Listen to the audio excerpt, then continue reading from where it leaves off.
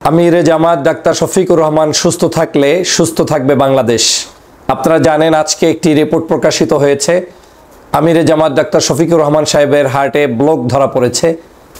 কয়েকদিন পূর্বে জামাতে ইসলামের জাতীয় মহাসমাবেশে বক্তব্য দিতে উঠে গিয়ে দুইবার তিনি সেখানে অজ্ঞান হয়ে পড়ে যান এবং পরবর্তীতে তার চিকিৎসা অব্যাহত থাকে, কিন্তু আজ আবার নতুন করে ধরা পড়েছে তার হার্টে ব্লকের খবর। নিশ্চয়ই এই সংবাদটি বাংলাদেশের জন্য একটি মেঘাচ্ছন্ন। এই সংবাদটি বাংলাদেশের জন্য কখনোই আনন্দের নয়। বাংলাদেশের রাজনীতিতে ডাক্তার শফিকুর রহমান সাহেবের বিচরণ বেশ কয়েক বছর পর্যন্ত আলোচনার জন্ম দিয়েছে। বাংলাদেশের মাটি ও মানুষের কাছে তার জনপ্রিয়তা আকাশচুম্বিতে রূপান্তরিত হয়েছে। ডাক্তার শফিকুর রহমান একজন সাধারণ মানুষ থেকে শুরু করে বাংলাদেশের সর্বোচ্চ পর্যায় পর্যন্ত এখন একটি আলোচিত নাম। মানুষের মুখে মুখে, মানুষের হৃদয়ে, হিন্দু, মুসলমান, বৌদ্ধ, খ্রিস্টান, আলেম ওলামা, পীর, মাশায়েখ, ইসলামী রাজনীতিবিদ, বামপন্থী রাজনীতিবিদ, ডানপন্থী রাজনীতিবিদ, বাংলাদেশের সরকার, বিভিন্ন বাহিনীর সংস্থা সহ সকলের কাছে এখন সুপরিচিত নাম হচ্ছে ডাক্তার শফিকুর রহমান। আমরা বাংলাদেশের জন্য বেশ কিছু মানুষকে জাতীয় সম্পদ মনে করি, তার মধ্যে ডাক্তার শফিকুর রহমান অন্যতম। আপনারা জানেন দেশনেত্রী বেগম খালেদা জিয়া, যিনি বাংলাদেশের আপসীন নেত্রী, সাবেক 3 বারের প্রধানমন্ত্রী, তিনিও এখন অসুস্থ। দীর্ঘদিন পর্যন্ত আওয়ামী লীগের অত্যাচার, জুলুম, নির্যাতনে তাকে বিনা চিকিৎসায় হত্যার উদ্দেশ্যে জেলবন্দি করে রেখেছিল শেখ হাসিনা। আজ বাংলাদেশের দেশনেত্রী বেগম খালেদা জিয়ার অসুস্থতার পরবর্তী সময়ে এ জাতিকে নেতৃত্ব দেওয়ার জন্য এ বাংলাদেশের মানুষের অভিভাবক হিসেবে যার অবস্থান স্পষ্ট হয়েছিল, তিনি হচ্ছেন ডাক্তার শফিকুর রহমান সাহেব। তিনি নির্দ্বিধায় দল মত নির্বিশেষে, জাতি ধর্ম বর্ণ নির্বিশেষে সকলের কাছে নিজেকে সঁপে দিয়েছেন। ছোট হয়ে হয়ে ঐক্যের জন্য প্রচেষ্টা অব্যাহত রেখেছেন, গিয়েছেন, বসেছেন এবং তার অহমিকা, দেমাগ সব কিছু ঝেড়ে ফেলে একজন সাধারণ মানুষের মতো প্রত্যেকটি নাগরিকের কাছে বন্ধুর মতো, ভাইয়ের মতো পৌঁছে গিয়েছেন। হিন্দুদের বাড়িতে কোনো বিপদ সংগঠিত হয়েছে শোনার সাথে সাথে ডাক্তার শফিকুর রহমান সেখানে উপস্থিত হয়েছেন। মুসলমান হোক, হিন্দু হোক, খ্রিস্টান হোক, বৌদ্ধ হন, বিপদে আপদে সকলের পাশে যে মানুষটি সর্বাগ্রে গিয়ে উপস্থিত হয়েছেন তার নাম ডাক্তার শফিকুর রহমান।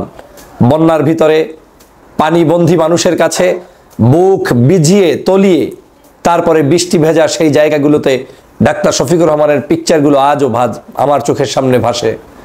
বাংলাদেশের প্রত্যেকটি হকপন্থী দরবার সহ আলেম ওলামা, পীর, মাশায়েখ, ইসলামিক স্কলারদের ধারে ধারে তিনি নিজে উপস্থিত হয়েছেন ঐক্যের আহ্বান নিয়ে বাংলাদেশকে বিনির্মাণের জন্য, দেশবাসীকে নতুন পথে পরিচালিত করার জন্য।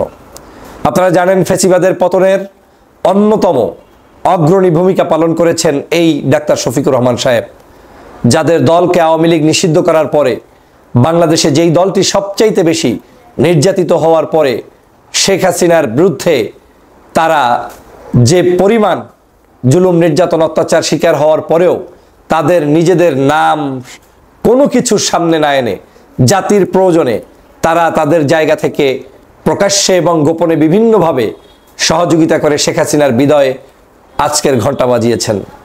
তারা চাইলেই প্রতিবাদ মিছিল বের করতে পারতেন, দল নিষিদ্ধের পরে চাইলেই ব্যানার ফুটিয়ে মানুষের সামনে আরেকটি আওয়াজ তৈরি হয়তো করতে পারতেন, কিন্তু তারা সেই দিকে না যেয়ে শেখ হাসিনার বিদায় ঘণ্টার জন্যই তারা কাজ করেছেন। এক বাক্যে জাতির জন্য যে ধরনের ত্যাগ দরকার, সেই ত্যাগটি ডাক্তার শফিকুর রহমান সাহেবের নেতৃত্বে হয়েছে। আপনারা জানেন ডাক্তার শফিকুর রহমান বাংলাদেশের সিংহভাগ বিখ্যাত জায়গাগুলো ভিজিট করেছেন। চরমোনাইয়ের ইসলামী আন্দোলন, বাংলাদেশের বর্তমান যে পীর সাহেব রয়েছেন তার সাথে চরমোনাইতে গিয়ে সাক্ষাৎ করেছেন, উদারতার পরিচয় দিয়েছেন।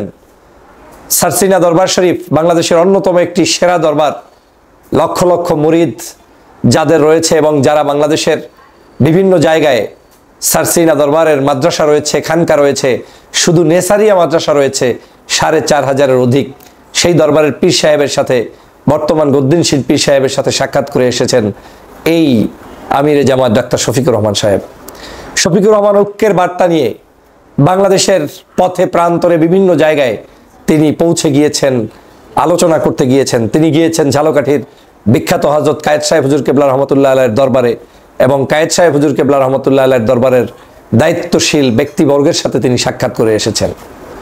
বাংলাদেশের প্রেক্ষাপটে ডাক্তার শফিকুর রহমান সাহেবের আজ বেশ প্রয়োজন। ডাক্তার শফিকুর রহমান সাহেব ছাড়া বাংলাদেশের রাজনীতিতে আমার কাছে মনে হচ্ছে অমানিসার মেঘ ধাবিত হবে বাংলার জনগণের উপরে। শফিক সাহেবের বিকল্প এই মুহূর্তে বাংলাদেশে আমাদের হাতে হয়তো কেউ নেই, এবং দলমত নির্বিশেষে এটা স্বীকার করবেন। ডাক্তার শফিকুর রহমান সাহেবের আদর্শের বিরোধী একজন মানুষও স্বীকার করবেন যে একজন মুরব্বী থাকলে আমাদের সামনে তিনি আছেন। তার অসুস্থতা এটা আমাদের জন্য কখনোই, কোনো অবস্থাতেই, কোনোভাবেই আমাদের জন্য সুখের সংবাদ নয়।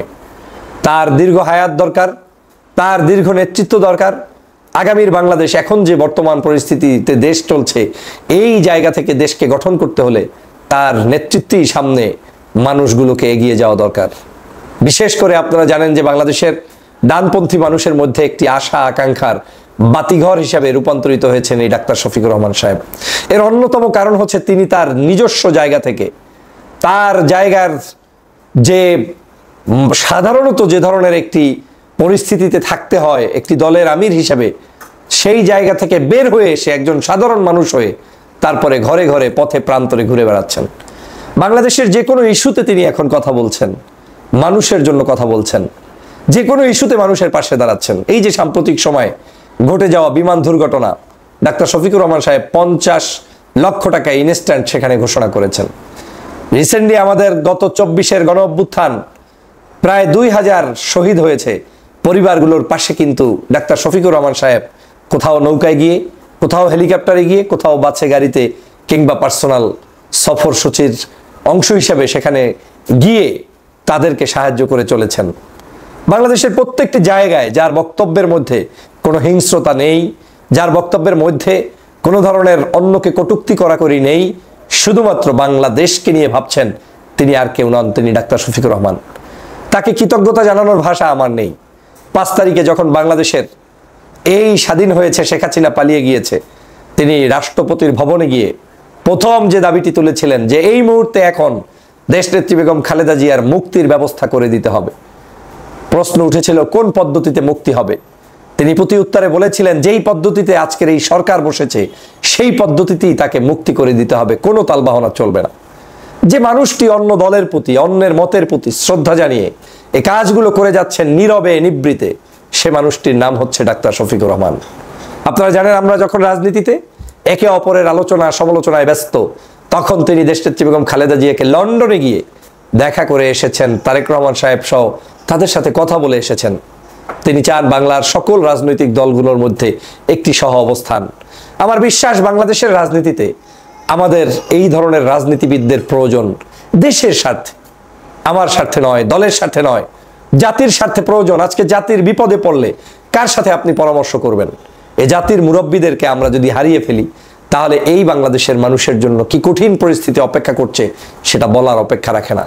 অতএব দল মত, জাতি, ধর্ম, বর্ণ নির্বিশেষে আমাদের সকলের একটি কাজ করা উচিত, সেটা হচ্ছে ডাক্তার শফিকুর রহমানের আশু মুক্তি, রোগ মুক্তি কামনা করা এবং তার সৌহার্দ্যপূর্ণ সুন্দর আল্লাহ পাক যাতে সুস্বাস্থ্য সহকারে তাকে নেক হায়াতের সুযোগ করে দেন এবং দীর্ঘ হায়াত দান করেন, সেই দোয়া আমাদের করা উচিত। মহান রবের কাছে এই প্রার্থনা আমাদের থাকা উচিত। মহান রব আমাদের সেই প্রার্থনা অবশ্যই রক্ষা করবেন। এ ধরনের একজন সাদামাটা মানুষের বাংলাদেশের রাজনীতির, সমাজনীতির, ধর্মনীতির, অর্থনীতির সকল সেক্টরেই প্রয়োজন। আমি হয়তো লম্বা ভিডিও করতে না গিয়ে সংক্ষিপ্ত করতে হচ্ছে, বিদায় বলতে হচ্ছে। যাকে শুরু থেকে শেষ পর্যন্ত বর্ণনা করতে গেলে অনেক সময় নিয়ে কথা বললেও শেষ হবে না, সেই মানুষটির নাম ডাক্তার শফিকুর রহমান। আজ তার আচার ব্যবহারে শিশু থেকে শুরু করে বৃদ্ধ পর্যন্ত, কৃষক থেকে শুরু করে শিক্ষক পর্যন্ত, রাষ্ট্রপতি থেকে শুরু করে প্রধান উপদেষ্টা থেকে শুরু করে রাষ্ট্রের অন্য রাজনৈতিক দলের সদস্য পর্যন্ত তাকিয়ে থাকেন তার সুন্দর মিশ্রিত ভালোবাসার সেই গল্পগুলো শুনতে, বক্তব্য দেখতে কিংবা তার সাথে আলিঙ্গন করতে। অতএব এই মানুষটির জন্য আসুন আমরা মহান রবের দরবারে দোয়া প্রার্থনা করি, মহান রব তাকে দীর্ঘ হায়াত দান করুক, পাশাপাশি তার এই যে হার্টে প্রবলেম হয়েছে, এই প্রবলেমের সুস্থতা আল্লাহ তাআলা দান করুক। আমরা অনেক অভিভাবক হারিয়ে ফেলেছি, নতুন করে আর কোনো অভিভাবক হারাতে চাই না। আসুন সবাই মিলে তার জন্য দোয়া করি।